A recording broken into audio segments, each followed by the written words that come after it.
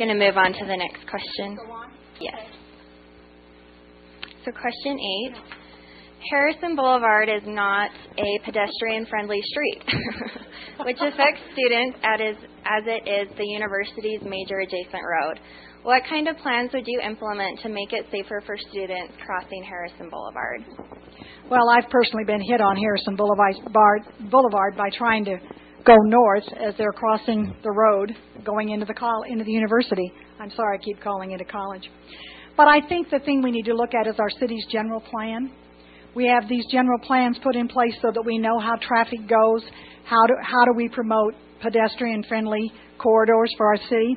I think if and when we get mass transit, and I would say streetcar or whatever, that would come down through Harrison Boulevard, it would certainly help us with our transportation needs and the fact that we would not have to have as many cars on Harrison Boulevard. The last number I heard, we had 44,000 cars on Harrison Boulevard, only to be outdone by Riverdale Road, and I think it's like 60,000 a day. I think we could do friendly designs in the center. We do know it's a state highway, so that does make it a little more complicated for us. But I would encourage students not to cross Harrison Boulevard, and since there is no parking truly on the other side, I would encourage all of them to use the Weber State parking lot at the D Event Center. But, you know, this is not just about Weber State. It's about the whole city. We need to look at all of our streets and our roads. Things have not been done for a long time. We have children, small children, that are walking on what I would call deer paths to get to school. And one of the best examples is Sullivan Hollow coming up to Mount Ogden Middle School. I think we need to look at our infrastructure, see exactly what can we do to promote pedestrian-friendly avenues for the whole city and not just for one particular neighborhood or one particular region.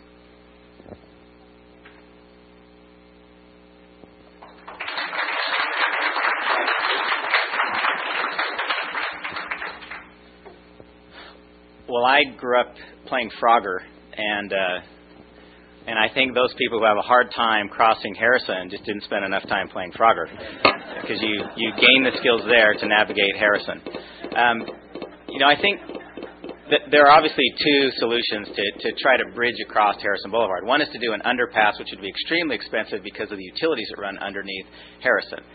And so that's why you almost never see that, especially across main state highways. The other is to go over. And that's less expensive and something that can be done. But the state's experience, and what we've witnessed as well, is that people don't use it. When you have to go up these stairs and across and then back down, is that you don't get a lot of pedestrians that use it. I really think the best solution is to build more parking on campus. I think there need to be parking structures, and I think maybe some of the homes next to campus need to be purchased for parking.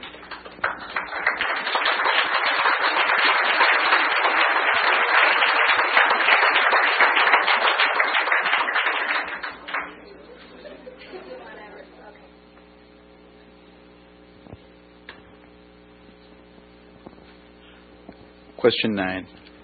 One of the major assets of Ogden is its trails system. What plans do you have for allocating city resources toward the trails system in the future? Thank you. Trails are a tremendous asset. There are few people in this room, and I'm scanning for somebody who might be using the trails more than I do up there, maybe Mr. Stromberg, but I am up on the trails all the time. So I have a very vested interest in the trail system and seeing it expand. It's an important part of my life and what I like to do as I recreate. We have had exponential growth in the budgets for trails. We've added about 8 miles of new trails in the city so far. And that may not sound like a lot to you, but we've done very, very hard trails. The Parkway Trail used to end at Washington Boulevard because it became hard then. You had to go underneath Washington, then you had to go underneath Wall, we had to go over overpass, we had to go under 2 rail yards in order to connect this Parkway Trail system together that eventually will have a 26-mile loop that goes along the bench and down the 2 rivers. We're getting very close to completing that 26-mile loop. And that 8 miles that we've done have been the hardest 8 miles to do. So we have really put a lot of money and energy and effort. We've gotten a lot of grants, private donations in order to help expand the trail system. We completed, at least on our side, a major expansion of the network along the mountains. We submitted to the Forest Service a plan that includes almost 100 miles of new trails. So tremendous expansion, high-quality trails. If you've not seen that plan, you need to. It is exciting. So we're just waiting for the Forest Service to approve that plan. We're hoping that next spring we'll be able to get started and start building some of those trails. The other thing that we've done is we've been working on connecting those trails to neighborhoods. It's one thing to have a trail system that you have to drive to. What we want to do is bring the trail systems closer to home. So we've done trails like the Fillmore Trail, which makes it so that neighborhood connect much more easily to the Parkway Trail system and to the Bonneville Shoreline Trail.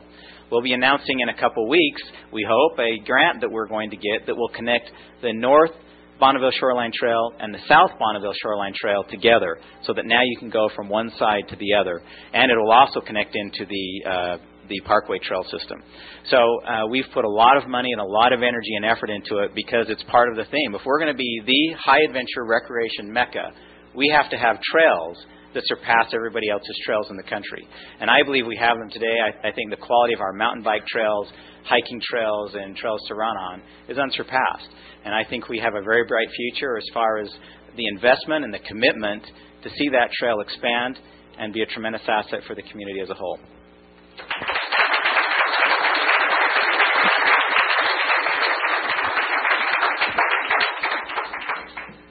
I think the trails are one of the most valuable assets we have, other than our beautiful vistas and views. And I'm glad to know, Mayor Godfrey, that you recently stated that you were not willing to sell Mount Ogden Park so that we can keep these trails intact.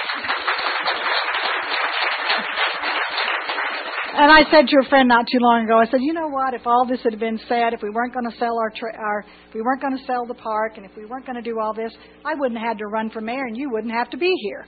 So I'm sorry, but that's my feeling. You know, I think it's great economic value. I think the value of these trails is what brings people to Ogden. It's why we have our businesses relocating here. They're coming because they've heard about it. They know what a social venue this has turned out to be. The hiking divas and all that go with it. I've heard it said early, and I meant it, that I wouldn't have to run if this had been done a lot earlier, and I hope that you do continue with your efforts.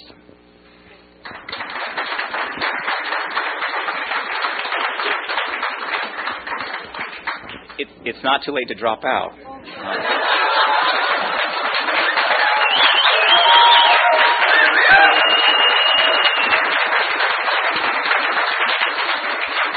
Oh, it's been a lot of fun to run. Not on your life. Not on your life.